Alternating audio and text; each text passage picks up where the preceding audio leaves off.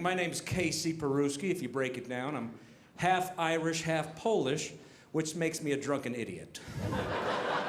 Perfect for dry bar, exactly. I'm coming from Detroit originally, a Detroit boy. Some Michiganders, people, you also escaped, excellent. It was close, I don't know if we were gonna make it. No, I'm actually from Florida now. I'm a Florida boy. I was born in Michigan, but I live in Florida now. And so it's a far ride. Thank you. Another one. Excellent. Scattered about. It's a far ride from Florida. I Ubered here to get here to Utah. So 1,700 Ubers. So that was a wonderful thing.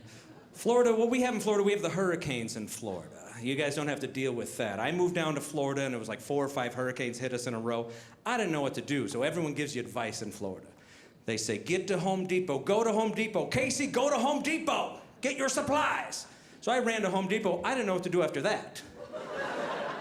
So I'm like, I'm just gonna follow this old guy around. I'm gonna get whatever he gets. So I got what he got. I got wood, I got nails, I got water, and a 6-foot pink flamingo. I gotta know how they do it down here. And the weathermen love hurricanes. They love it because they're the stars now. Everyone's watching the Weather Channel. And they ruin it for us because these weathermen don't really know anything anyways. They're like, we got the Doppler 13, 1400,000. We know exactly where this hurricane's going. So if you're in the West Palm Beach area, get ready in our cone, but also get ready, Provo, Utah area. Somewhere in this cone, we know nothing at all. We're guessing. Thank you, thank you. I don't like any hurricanes at all. I don't even like the Miami Hurricanes, the college. No. Well, I went to Florida State University, and I'm a Seminole. And if you go to Florida, the college scene is a big rivalry. And the Hurricanes are the worst because they talk trash 24/7. Even the off-season, they're talking trash. I'm wearing my FSU shirt the other day. A guy comes up to me, he's like, you're a Seminole? It's all about the U, baby. We're gonna kick your butt, and we're gonna do it again, and again, and again!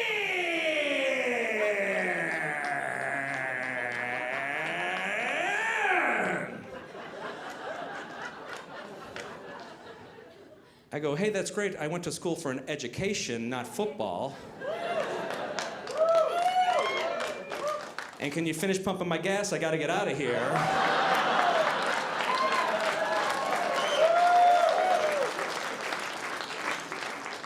I got a sweet $50 gig at the Comedy Corner in Fort Pierce. Doing pretty good, doing pretty good. Now I'll do comedy anywhere. I love comedy. I did a show at a nursing home one time, and that was interesting, yeah. I went with my buddy Mike, and the two of us were doing a show. We got there early, we set up, and they're showing us around, and the director takes us down a hallway and goes, hey, hold on, guys, I gotta talk to one of our members. Mrs. Harrison, go back in your room and put your clothes on. I did not want to see that, not at all. I don't want anything to do with that. So there was an old guy sitting about as far away from you are, sir. It's like me and him. I go, I don't want to see what she's doing. It's me and you. I'm locking in eye contact, me and you. She goes whizzing by. This guy goes, I don't know what I saw, but sure needs ironing.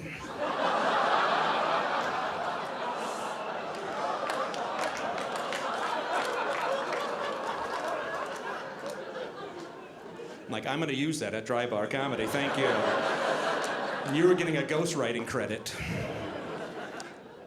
I've done shows everywhere. I've done about 1,000 in my career, and thank you. And I got paid for some of them, so that's exciting. I've done a lot of church shows in my career, and those are fun. And I was raised in a church. I've been to a lot of different churches. And when you go to church, I've learned there's a different language in church. Words mean different things. Like you can hear somebody say, good to see you, brother. Translation, I forgot your name.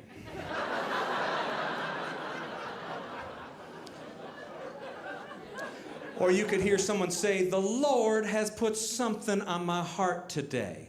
Translation, hey, you got a truck, you can help me move.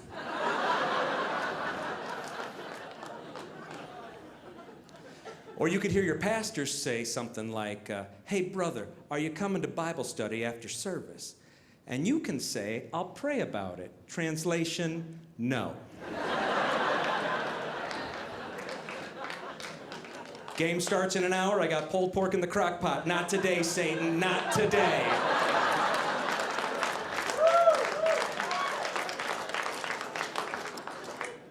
My parents have a strong faith. That's why I was always in a church. They're really wonderful, generous people. My mom is probably one of the nicest ladies in the entire world. She's just a saint. She remembers everyone's birthday, anniversary, special event. She's always got a card and a gift for them. She's so nice. She has a room in her house full of random gifts in case someone shows up unexpectedly.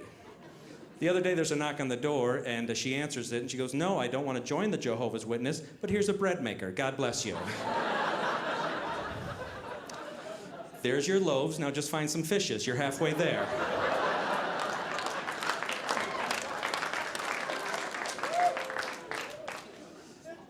Recently, my mom had to fly. She would have loved to come out here. She would love to. This is a beautiful room and an awesome crowd, but she hates flying, deathly afraid of flying. She recently went up to Michigan to visit some families and was terrified.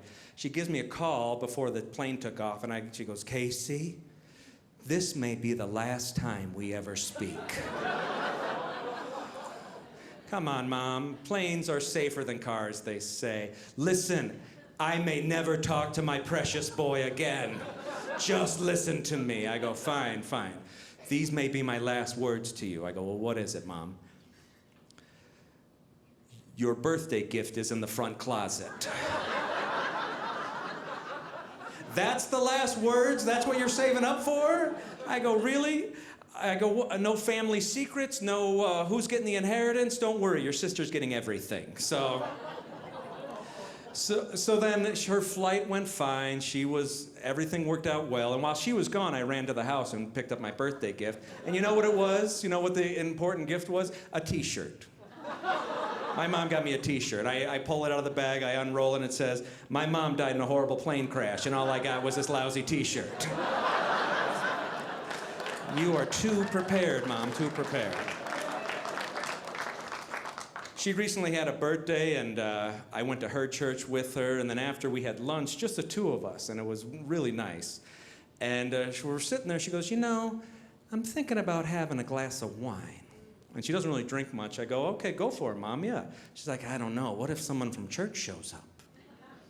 I go, "You're a grandmother now. Jesus' first miracle turned water into wine. Have a glass of wine." She's like, you're right. So she orders it, ends up being happy hour, and two of the biggest glasses of wine show up at our table. Just then, 8 people from church walk through the door.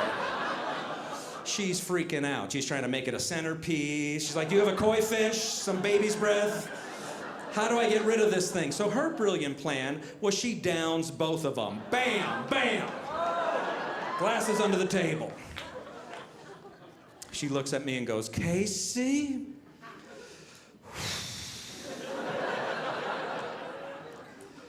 We gotta go. So we settle up the tab, and I'm trying to sneak her out of the place, and we happen to go by the table from church, and everyone's got a beer or wine in front of them. And she looks, and she's like, "For shame, everyone, for shame." And then she fell down some stairs.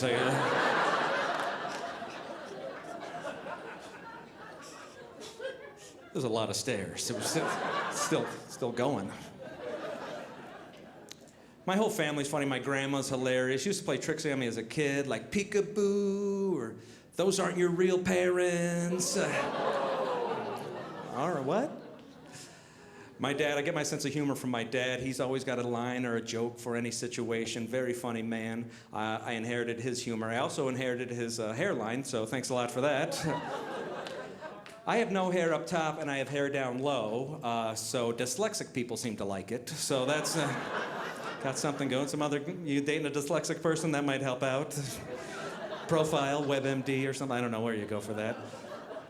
And I love and respect my dad. He's a great guy, but he didn't come to grips with hair like I did. I always kept it short, and then I shaved it off when it was not much growing there anyways. He grew up, he was a musician, he had a big afro, big time. They called him Pretty Boy with the hair, so his hair was part of his identity. So he held on, he's still holding on. He's got the comb over thing going on. You know what I'm talking about? And it's like the 3-strand comb over. It's like one of these, like, he's like the worst illusionist in the world. Like, Nobody knows. Nobody knows. They're all fooled. I love and respect my father, like I said. It's just hard to do on a windy day. Like, listen, son. When a man makes a commitment, he doesn't waver, he follows through. Hey, my eyes are here, my eyes are here. Here, that's better, that's better. Right here, right here. I recently celebrated 14 years married, and I was happy about that. Thank you very much. I wasn't looking for applause, and actually some people dispute it because that it is 14 years, because there was 6 months of shipping to get her over here. But I mean, I'm kidding. These are jokes, people, they're jokes. I have Prime. Came right over. You get movies, music, get Prime. Take advantage of the Prime.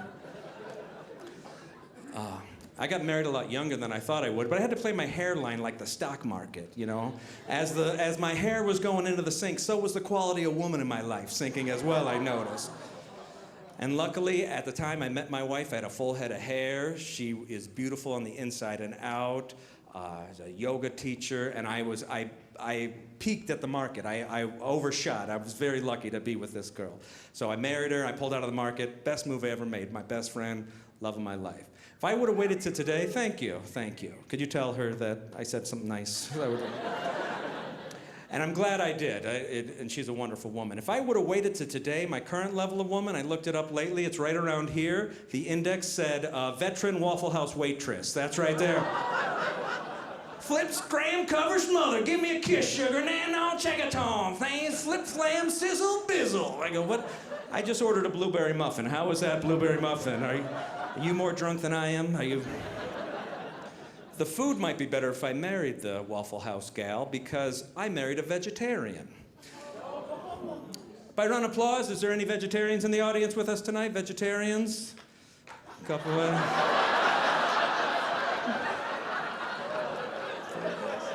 Get her! Smoke them out!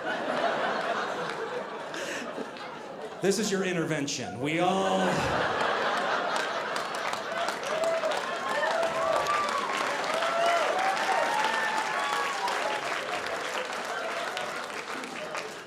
I guess I'll read my letter first.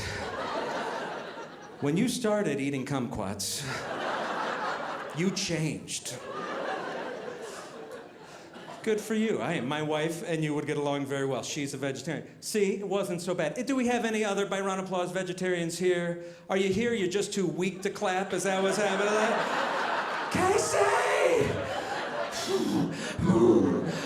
Okay. I only had a cherry tomato today. I know.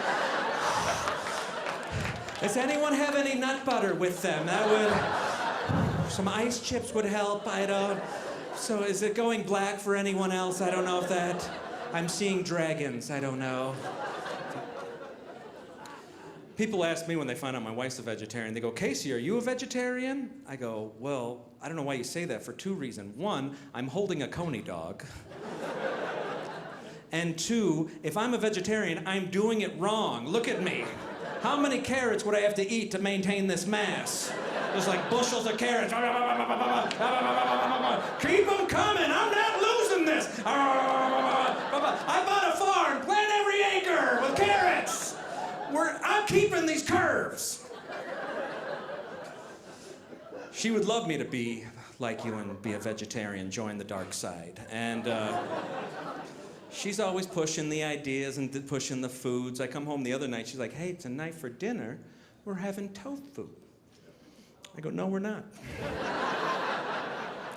She goes, no, listen to me. Tofu's great because it takes on the flavor of whatever you cook it in. I go, okay, all right. Oh, hey, yeah, I get it now. Hey, mine must have been cooked in manure. I don't know.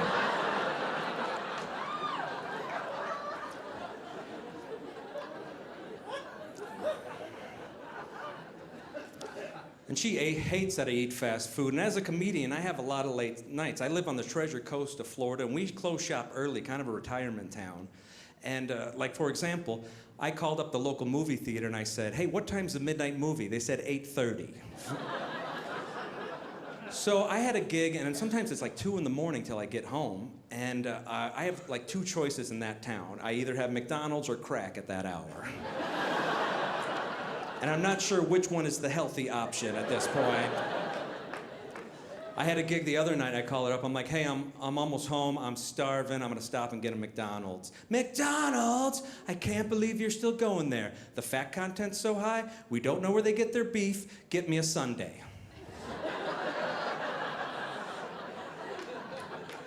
I don't know if it works that way. I don't know if that's the right thing to do. But she is amazing. I'm very blessed. She gave me 3 beautiful children, and they're in the car, so I gotta move this along. Babysitters are expensive.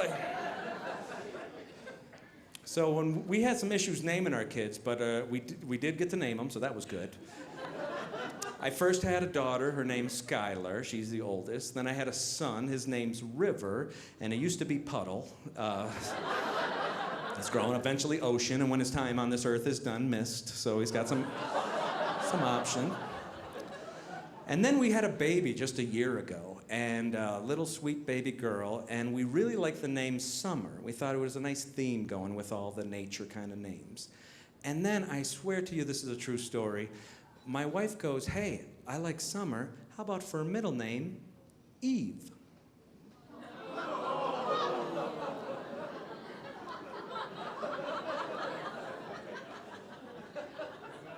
You want to name our daughter Summer's Eve? It's like, yeah, I think it's really fresh. Yeah, a little too fresh, I think. That kid's gonna have the worst high school career ever.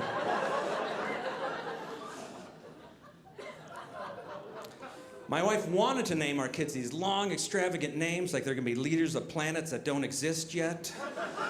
Weird spellings and all that stuff. I'm like, simple. I'm Polish, honey. I want to keep this simple. I want to name our kids easy names. My plan, and it's a unique one, name them 1-letter names. First kid I want to name, M. M. It's unique. Everyone knows how to spell it for the most part. And if he's dyslexic, W, you got some options. How cool would it be if I named all my kids 1-letter names?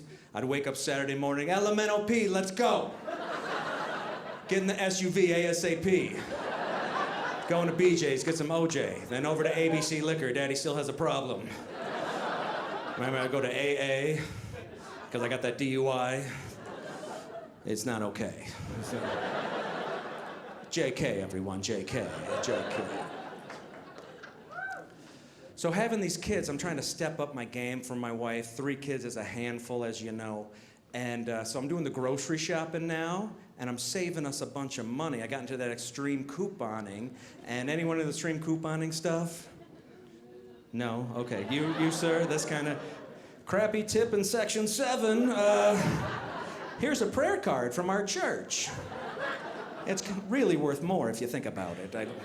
No, but I'm with you. I like saving money. I got to feed a lot of kids here, and healthy stuff. That stuff's expensive. So here's some things I found you can do. So go to the grocery store. A lot of grocery stores do the BOGO, the buy one, get one, right? So if you have 2 coupons, they'll take the coupon on the first item, and they'll take a coupon on the free item. Boom, free $1 right there. Here's another one. On Tuesdays, if you fill your cart to the top, go out the side door, everything's free. But there's always some runner, some hero trying to come after you, so don't get that bad wheel. Don't get that bad wheel. Then I found out I'm really saving a ton of money is the fact that my wife would buy everything organic. Everything she could, she'd buy organic. Now, I believe in the organic lifestyle, and I still buy organic, but nowadays I mainly just buy organic stickers.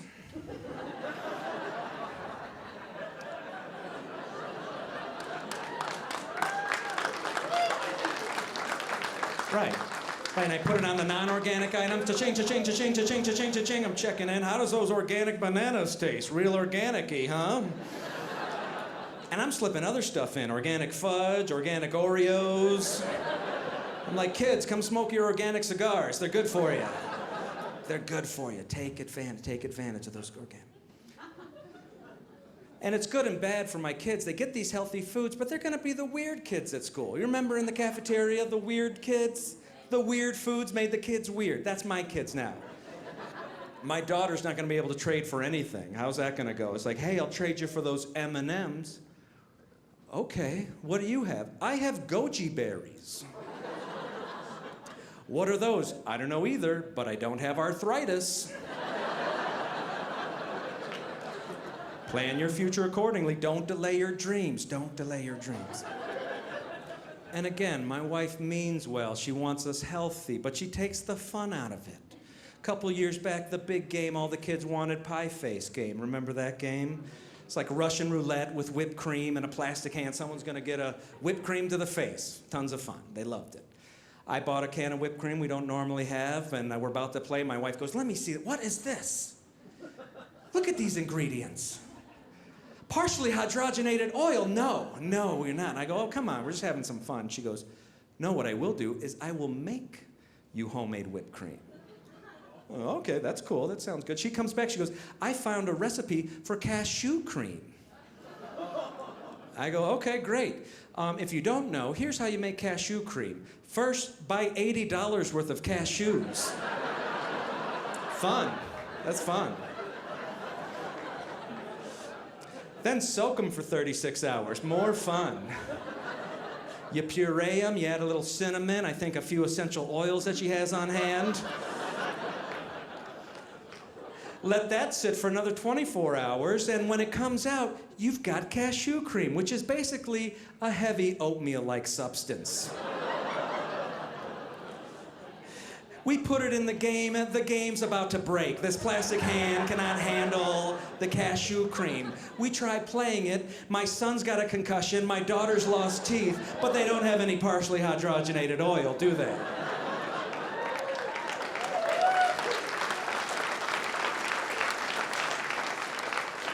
Oh, the whole thing came 360. I now use it to punish my kids.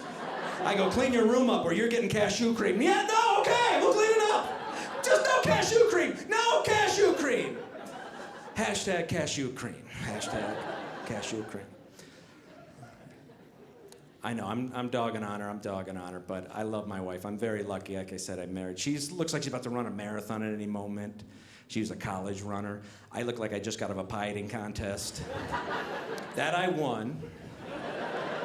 But she introduced me to a lot of things, and before I get out of here, I'll just share this with you. She introduced me to the bedroom book, the Kama Sutra, and it's got all the different animal things in there. And I come home, she's like, honey, tonight I'm gonna be the floating midnight tiger. I go, let me see that. Let me see this. Oh, yeah. All right. I can't do that.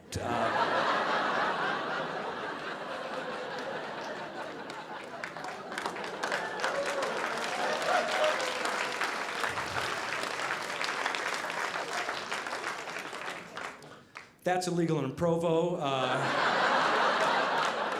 Don't ask me how I know or where the police report is. Okay, here we go. The animal I will transform into this evening is heavy-set turtle stuck on its back.